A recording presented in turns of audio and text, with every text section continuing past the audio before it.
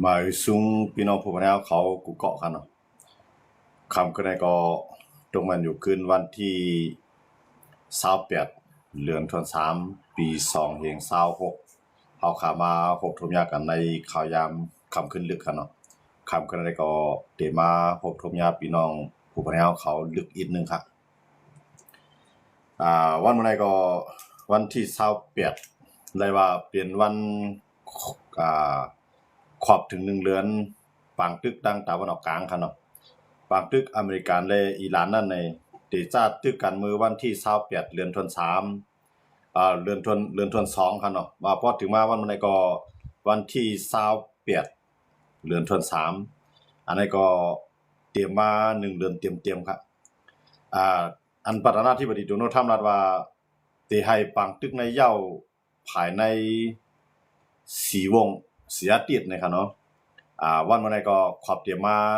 ปางตึกในไปเย้าเสียมกาตึกเตเยียนเปลี่ยนปางตึกอันลามใหญ่กว้างแท้ก็ในประธานาธิบดีโดนัลด์ทรัมป์ได้หลอกไว้กวนดังกำผาหยอกเหรียญปากกวนดังเมืองอเมริกันมันลาดว่าอิหร่านได้มีเฮียงขีปนาวุธตาได้ยื้อใส่ต่างเมืองเย้ามีเฮียงซึกตาได้เฮ็ดให้ภายละเย้าอเมริกันย่ารู้แล้ว8เสียงเย้านี่โดนัลด์ทรัมป์ออกมาปืนเผาลองในหลายปอกหลายกำกวยกาวันมื้อใดกวนดังนำก็ฮู้หันอย่าว่าประธานาธิบดีโดนัลด์ทรัมป์นั้นไล่ลาดดองเตมันเตมันอีหลานในตึกกึดเอียนแฮงแทงตั้งนำในคันเนาะตาเต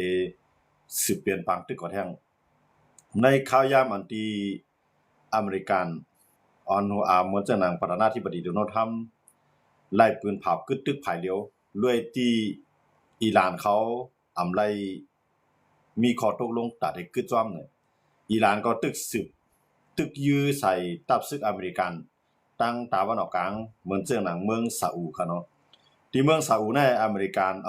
อิหร่านได้ยื้อใส่ที่ตับซึกอเมริกันเฮ็ดให้ซึกอเมริกันในหมัดเจ็บกว่า10 ปลายกว่าอันตายได้ไปมีข่าวครับเนาะกำในยื้อเอาขีปนาวุธยื้อใส่เครื่องบินสร้างน้ำมันของอเมริกันลำหนึ่งอันนั้นก็มีรองลูกสูงกว่านั่นก็อยู่ที่ว่าประธานาธิบดีโดนัลด์ทรัมป์นั้นได้ตอบแทนขึ้นจึงหือไหนครับเนาะในข่าวยามอันไล่ปืนเผากึดตึกและอิหร่านซ้ำไปย่อมกึดเสตึก10ตึกใส่ตั้งตะวันออกกลางเหมือนเสื่อหนังในเมืองซาอุอันนั้นก็เฮ็ดให้โดนัลด์ทรัมป์ก็เพียงพอใส่เตๆครับเนาะเมื่อจ้ามันในโดนัลด์ทรัมป์ในยังอ่านตาเตไข่อุเปาว่าบางตึกอันในอิหร่านก็ฮันลีตาเตมาอุโอกันกำในเมื่อเจอหนังประธานาธิบดีโดนัลด์ทรัมป์ก็เฮ็ดคออันที่อเมริกันเขาเตรียมขึ้นมาตา15ข้อครับเนาะให้อิหร่านเขารับเฮ็ดจ้อมกำในอิหร่านเขาก็ยืนต่างมาที่อเมริกันตา5ข้อให้อเมริกันเฮ็ดจ้อมเนี่ยกวยการทั้ง2ฝ่ายนั้นว่าจะเป็น15ข้อของอเมริกันอิหร่านก็รับ4ข้อกำในอันเป็น5ข้อของอิหร่านที่ตกย้อนมาก็อเมริกันก็ไปรับกวยการอเมริกันลาดว่ามันมีเมืองปากีสถานในเข้ามาเป็นตัวกลางเสียแต่ตั้งอียิปต์และปากีสถานเนาะ2เมืองเข้ามาเป็นตัวกลางเสียเฮ็ดให้ไล่อุกกันเฮ็ดให้ปากีสถานในตั้ง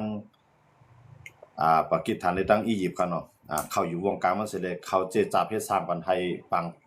ตึกอันเกิดขึ้นในกึดลงกว่านึงโดนัลด์ทรัมป์ก็ปันข่าวยามต่อถึงวันที่6เดือนธันวาคมครับเนาะต่อถึงวันที่6เดือนธันวาคมก็ในอิหร่านในรัฐว่ามันเป็นอเมริกันเอาข้าวยามสิเลยตาได้แผ่นแห่งศึกมาสู่อิหร่านก็ย้อนนั่นแหละอิหร่านในไปมีวันตาได้กึดตึกต่ออเมริกันเนี่ยอิหร่านก็ตึก10ตึกทางข้าวแห้งกันเนาะก็ในฮูดีก็ออกมาปืนเผาซ่อมว่าเตจอยควมมือซ่อมอิหร่านสิเลยเข้าปางตึกเตรียมตัวต่ออเมริกันและอิสราเอลเนี่ยก็ฮูดีในตึกมาอยู่ค่ะนะมือหูค่ำในฮูดีในยืมมาขีปนาวุธหมอก567ลูกค่ะเนาะยืมมาใส่ในเมืองอิสราเอลก็อิสราเอลออกมาปืนเผาว่าส่วนใหญ่ในเฮกังไลตกใส่ในเมืองอิสราเอลค่ะเนาะก็อิสราเอลในเฮไปตั้งกลางเฮานะครับเนาะก็ในเป็นจามินเนทันฮูก็ลาดว่าเตตอบแทนขึ้นฮูดีเฮาแห้งเนี่ยปองว่าฮูดีใน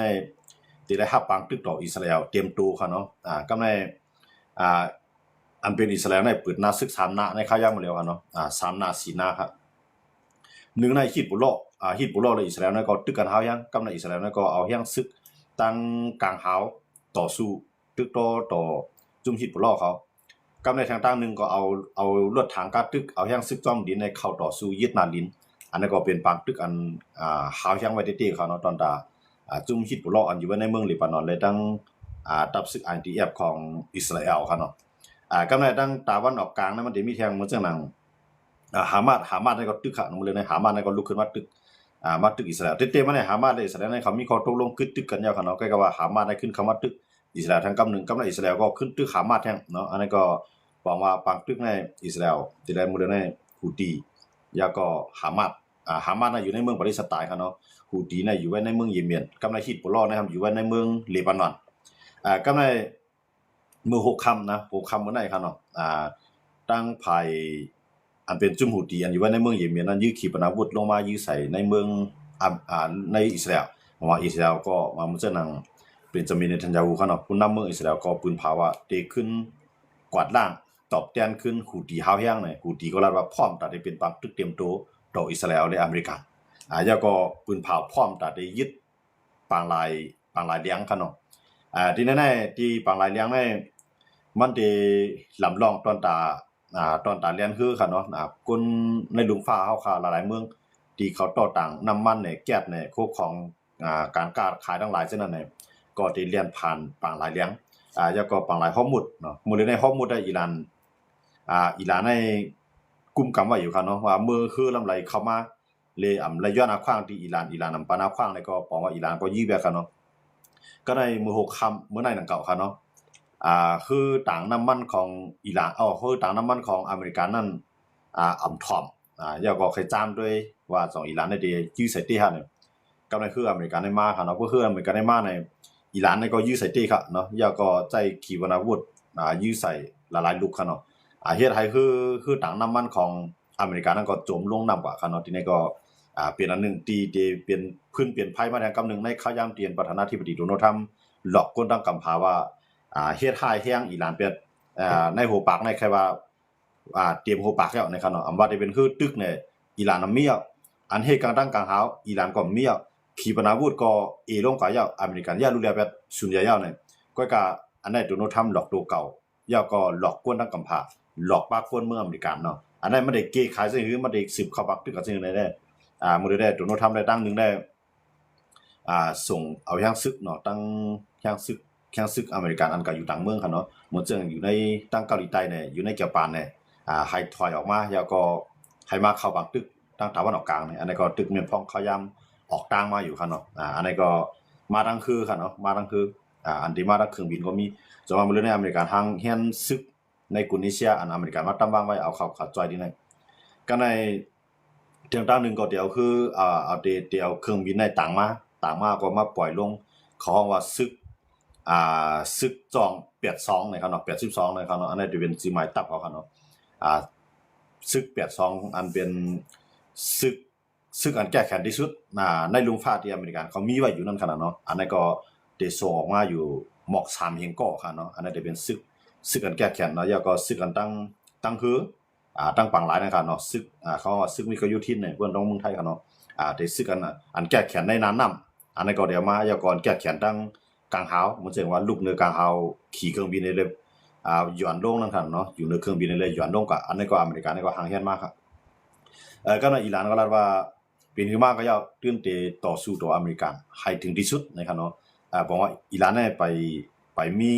ข้อความมันว่าลดหย่อนต่ออเมริกันก็อเมริกันได้ลาว่าโดนไล่อุบกันเอาอเมริกันในเมืองเซี่ยงนังเพียงตั้งนึงเนี่ยเอายังซื้อเข้าอยู่เพียงตั้งนึงในใจลอกรายการอุบโออยู่อันนี้โดนัลด์ทรัมป์ใครเป้าหมายของโดนัลด์ทรัมป์นั้นมันใครอยู่ภายจอมตลาในปากตึกเสแลต่อสู้มือหรือแน่ลุมฟ้าเขากล่าวเนี่ยอเมริกันไว้ว่าลูกล่ามอิหร่านไว้อยู่นั่นขนาดเนาะกำในเพราะอเมริกันปืนเผาคึดตึกแค่ไหนเสแล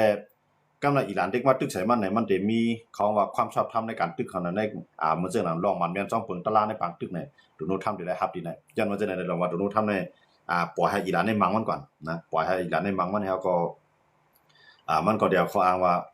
เพราะว่าอเมริกันมาในปางหลายข้อมูลใน ติดตุ้งตื้อดอกก้นนังกำผากำในปางหลายเลี้ยงในก็ตีมีลองห่มลมจังว่าเพื่อจะนั้นในอเมริกันในก็ได้เลยอ่อนโคน้ำนาสิเลยเข้าปางตึกก่อแทงคันเนาะจังว่าปางตึกตั้งตาวันออกกลางในไปมีวีเวียวไปมีแนวทางเด็กขึ้นลงรายง่ายๆคันเนาะอันนั้นเฮาได้เลยด้วยว่าโดนัลด์ทรัมป์ได้มันมื้อได้มันไปตึกขึ้นไปตอบขึ้นคันเนาะมันไปตอบขึ้นเตียนอิหร่าน1อิหร่านยื้อใส่คือต่างน้ำมันของเขาที่ผ่านมาปางหลายข้อมูลนั่นก็ยื้อมือในคันเนาะมือว่าก็ยื้อใส่ที่ในเมืองซาอุมือในก็ขึ้นยื้อใส่ที่ในเมืองซาอุเนาะอันยื้อใส่ในก็ทะเบียนตับตับศึกอเมริกันนั่นก็ใกล้กับว่าอยู่ในเมืองซาอุดิอาระเบียคันเนาะที่ในก็เฮ็ดให้ศึกอเมริกันได้มาเจ็บกว่ากำในศึกอเมริกันมาเจ็บเสียมก้าในกำในเครื่องมีอันต่างน้ำเครื่องมีอันสร้างน้ำมันในกลางเฮาเนี่ยก็ถูกอิหร่านเขายื้อเลียวแบบลำนึงคันเนาะอันนี้ก็ที่เป็นที่อันที่ขึ้นเปลี่ยนเปลี่ยนพื้นเปลี่ยนไพ่ให้ก็ที่ขึ้นเป็นปางตึกใหญ่ที่ยังก็เป็นไรตอนอเมริกันคันเนาะเฮาเข้ามาด้วยในมือพุกในเฮาคาได้ยินข่าวเยอะว่าอเมริกันที่ขึ้นตอบซึ่งคือนั่นก็อเมริกันได้ปล่อยไว้ด้วยก่อนให้มันถึงขยาม10 วันเหมือนจังนั้นโดนัลด์ทรัมป์ตามวางไว้เนี่ยอันนั้นก็เพราะว่ามันเหมือนจังนั้นโดนัลด์ทรัมป์เย็นกันไล่ก็ได้ไปขยาม10 วัน10 วันก็บ่ถึงวันที่6เดือนหน้าคันเนาะเดือนธันวาคม4อันที่มาถึงนะครับเนาะอันนั้นก็ได้บอกว่าขอบเตรียม10 วันกันในพวกอิหร่านนำถอยเฮามาด้วยในมื้อได้อิหร่านได้ตัดที่ถอยได้มันไปมีแนวทางมันปลดด้วยหลายรัฐหลายสาหลายเฮ็ดหลายสร้างมันได้ก็มันไปถอยครับเนาะก็การมีหลายๆเมืองก็เหมือนจังนั้นซาอุเขา UAE เขากาตาร์เขาคูเวตเขาเขาจะในก็พร้อมตัดใจยังซึกหน่อยผมว่าทั้งปัดเลียนเนาะปัดเลียนนั้นก็ปืนเผาเยอะว่าตัดใจยังซึกต่อสู้ต่ออิหร่านมื้อในตั้งแต่วันออกกลางในหลายๆภายได้ตั้งแต่วันออกกลางในกำนำได้ก็เขาได้อ่อนกันปันแห่งอเมริกันยาวก็ให้ยาแห่งอิหร่านแล้วไปที่ในอย่าไปให้ตั้งนาในขึ้นเกิดขึ้นมาเป็นเพศดอกเมืองหิมหอมจังได๋แท้งในว่าซาอุใน UAE ในกาตาร์ในคูเวตในปาเลียนเนี่ยเนาะเขาจะได้ก็พร้อมตัดได้นูนดังแห่งซึกเขาเนาะเหมือนตั้งได้เขาปืนเผาว่าเตรียมปันอเมริกันใจหน้าฟ้ากลางหาวของเขากำในเขาจะในก็ปึดไผเขียวเยาะให้อเมริกันในใจหน้าฟ้ากลางหาวเขาไหลก็เข้าต่อสู้เขาเนาะแต่ว่าที่นี่ได้อันตูเตียนอิหร่านในเข้ามากำในเพื่อตูเตียนอิหร่านเข้ามาในปางตึกตั้งตาวันออกกลางเหมือนเส้นหนังตีดังเมืองเยเมนเนาะเยเมนและในพื้นที่คูตีกุ้มกำที่ในจะเป็นปางหลายเลี้ยงอันเป็นพื้นที่ต่อต่างออกน้ำมันอันนี้ก็ตั้งลองลำลองตาลำลองอันมันมีลองลำลองได้ก็บ่เคยเปิงกันทั้งปางหลายเลี้ยงทั้งปางหลายเลี้ยงเลยทั้งปางหลายข้อมูลในเปลี่ยนอันตีลำลองนำกันคันตอนตาจัดจึงลุงฟ้าครับกูเมืองอันที่มีสุนไหลมีลองตุ้มเติดจอมมันคันเนาะที่แน่ๆเพราะว่าฮูตีขึ้นมาที่ในอิสราเอลเนี่ยเดี๋ยวมือพุกนะครับคำนั้นก็คำในก็เป็นไรคันเนาะอิสราเอลเนี่ยที่จังเอาเครื่องบินมันเข้ากับตึกใส่ฮูตีกำซื้อกำในซาอุเนี่ยก็จังขึ้นมังซาอุเนี่ยก็จังมังฮูตีก็เป็นไรคันเนาะย้อนเบิ่งนั่นที่แน่ๆเพราะว่าคำกุ้มกำไรเลยปล่อยฮูตีก็มากุ้มกำในคำเอาฮูตีลงในได้ก็ที่ปางลายเลี้ยงในเตรียมจังต่อดังน้ำมันแท้เนาะที่ไทยน้ำมันในขัดอันตราที่ใจตื้นหลายๆเมืองที่ขัดน้ำมันทางที่ไหนแต่ว่าน้ำมันในต่อบ่ถึงเดือน5ต่อบ่ถึงเดือน5ซ้อนน้ำในน้ำมันในผู้เห็นตั้งเมืองไทยค่ะเนาะเรียบได้ถึง70 บาทต่อ1ลิตรค่ะเนาะบ่70 บาทต่อ1ลิตรก็อำใจง่ายเอาค่ะนะเหมือนจังเฮาสร้างน้ำมันรถเครื่องให้ก็เฮาสร้างหลายๆลิตรเนาะต่อ1รถเครื่องนึงลำให้ก็เสียเงินในทางได้แต้มก็มอก 2-300 นะพวกเตรียมทางรถเครื่องครับว่านะพวกรถยนต์ก็ตีอยู่หมอก 2,500 ถึง 3,000 มันตีหมอกนานครับนะพวกเตรียมทางกันเนาะเพราะว่ามันขึ้นมาเป็นลิตร70กันเนาะนั่นก็70ว่า80แต่ว่าอันภายทางเมืองไทยนี่เขาคาดล่ามไว้ว่าติดถึงหมอก70 บาทต่อ1ลิตรนะครับเนาะเพราะเป็นเบนซินเนี่ยดีเซลเนาะมื้อเลยในดีเซลได้ก็เปิ้นเมืองเฮาฮอดดีเจนะครับเนาะดีเซลในมันก็คันน้ำมันดีเซลมื้อเดียว39 บาทแล้วครับเนาะเพราะว่ามันขึ้นมาแทงก็ที่เป็น40-50 บาทนะครับเนาะอันตัดได้ถึง50นั่นได้ก็บ่ไกลเนาะเพราะว่า70ได้ก็ว่าหมอกปล่อยซ้อนน้ำในเรียบได้ถึงไหลนะครับเนาะอันนั้นก็เฮาคาดได้ด้วยติดตามแท้เนาะปางตึกในได้ก็ตึกที่เฮาแฮงมากูวันครับเนาะเฮาได้หันมื้อได้อิสราเอลได้ตึกอิหร่านเต็มที่อิหร่านก็ตึกอิสราเอลเต็มที่ครับเนาะกำในอิหร่านในซ้ำเป้าหมายของอิหร่านที่มันได้ตึกตั้งนานเนี่ยมันได้เยื่องเอาเป้าหมายอันลำลองมันที่สุด1ในโรงกลั่นน้ำมันโรงแจ็ตของน้ำมันอันนี้ก็ลำลองอันนี้ก็ได้มังแวด2มาในโรงไฟฟ้า อันสายไฟฟ้าทั้งหลายจังได๋มันได้ยาแบบสามารถได้โฮงเรียกเนาะเรียกนี่ก็รับรองค่ะว่าได้เฮ็ดเทื่อเนี่ยว่าได้เฮ็ดบักกองนี่กูสิกูลองเนาะมันขาดเด็กมันได้โฮงเรียกนี่ก็อีหลานได้ยื้อกำไรโฮงน้ำกินมันจังหนังน้ำเปล่านั่นขนาดเนาะน้ำแจ่มใสมันจังเฮาคันน้ำกินเนาะครับกูว่านั่นน่ะเนาะตั้งตะวันออกกลางเขาได้เขามีน้ำห้วยน้ำห้องมีน้ำฮูน้ำวัดมันจังหนังเมืองเฮาค่ะเขาก็ได้ใจน้ำปะหลุดเอาน้ำปางไหลขึ้นมาแจกท้องอย่าก็ให้บ่เป็นน้ำจางกว่าเนาะอย่าไปเปลี่ยนน้ำเจียมเนาะน้ำปางไหลเป็นน้ำเจียมน้ำเจียมกืนค่ะเนาะก็ได้ให้บ่เป็นน้ำจางน้ำธรรมดาที่เฮากินกูว่านั่นค่ะเนาะก็ได้อีหลานได้ยาแบบนั้นผู้ยาแบบน้ำกินได้ตั้งแต่วันออกกลางเขาได้ทบตั้งอย่างด้วยที่ครับกวนเอาเขาเนี่ยกินข้าว 4-5 วันก็อยู่ได้เนาะมังเฮาว่าด้วยเหมือนจังนั้นลุอันเขาก็คำอยู่ในถ้ำนั่งนอนที่ดังเกียงไฮกูบอกกันนะเขาก็อยู่เป็นหมอก15วันกันก็อย่างนั้นเนาะอันนั้นเขาย่ำตายมันเลยกินข้าวสังสิมิ้วกันเนาะเลยกินน้ำมิ้วเร็วไว้เขาก็ยังอยู่มาหลายครับก็กล่าวว่าเลยกินน้ำได้วันเดียวก็คานใจหนาวครับเนาะยันบ่จังนั้นอีหลานนะครับเดี๋ยวยาไปท่งน้ำดีไหนๆพวกยาไปท่งน้ำในกวนน้ำในตั้งแต่วันออกกลางในเด็กกาหรือน้ำมันแทงนะครับว่าเนาะอีหลานที่ยาไปที่ไหนก็ได้พวกอีหลานยาเวียดนามเปิ้นก็ได้ยาเวียดนามมันก็จะมีน้ำห้วยน้ำห้องกินก็มันก็เอาน้ำในปางไหลขึ้นมาแจกเองก็แจกเราก็ให้บ่เป็นน้ำมดใสเนาะน้ำมันกินไหลนะครับเนาะอีหลานก็ใจน้ำตัวไหนก็ยันบ่จังในต่างภายต่างที่ยาเวียดทั้งกันก็ในเหมือนเจ้านางอีหลานน่ะที่ยาเวียดโครงการเรียกเนี่ยว่าเรียกมันจังว่าโหลเฮ็ดเฮือนเฮ็ดก่อสร้างเฮ็ดจังซี่ว่ากันเนาะเฮ็ดรถเฮ็ดก้าเนี่ยกูสิกูลองเนี่ยมันมีเรียกมันโหลเลยเกี่ยวข้องกับเรียกเรียกกูอันนั้นน่ะเดี๋ยวเรียกกันเดี๋ยวมาเกี่ยวข้องเลยลองเฮ็ดมาก่อนเนี่ยกูสิกูลองเนี่ยเพราะว่าอีหลานเนี่ยมันมาที่ยาเวียดให้เดียวไปทั้งเสียงทั้งตะวันออกกลางเนี่ยถามว่าจังอีหลานที่เฮ็ดอะไรมากันนั่นเนี่ยจังว่าครับเพราะเขามาด้วยที่มันใจขีปนาวุธเนี่ยมันก็เลยว่าเป็นอันแม่นหลายๆครับเนาะเฮาเข้ามาด้วยมันยื้อใส่ทั้งตะวันออกกลางนี่เป็นทัพศึกอเมริกันคนดีๆเนี่ยยากกินเหมือนกันครับเนาะต่อให้อเมริกันได้มีอันเฮ็ดกลางตั้งกลางหาวก็มีไว้ทั้งนำครับนะก็กำนึกสุดมาเนี่ยอันเฮ็ดกลางตั้งกลางหาวอเมริกันก็ไกวนำหน้าตั้งตะวันออกกลางได้ครับเนาะอย่างนั้นเลยต้องว่าอิหร่านได้อันโดนัลด์ทรัมป์ว่าอิหร่านได้เตมวดสภาพว่าเตมวดนำกัดมันเนี่ยอิหร่านได้ขีปนาวุธมันก็จำได้เสียงกำไรคือในปากหลายในก็โคปากใน90ปุ่นในอเมริกันย่าแล้วไปหมดแล้วกำไรอันขีปนาวุธอันอยู่ในดินก็อเมริกันย่าไปแล้วโครงการเฮ็ดด่วนอเมริกันย่าไปแล้ว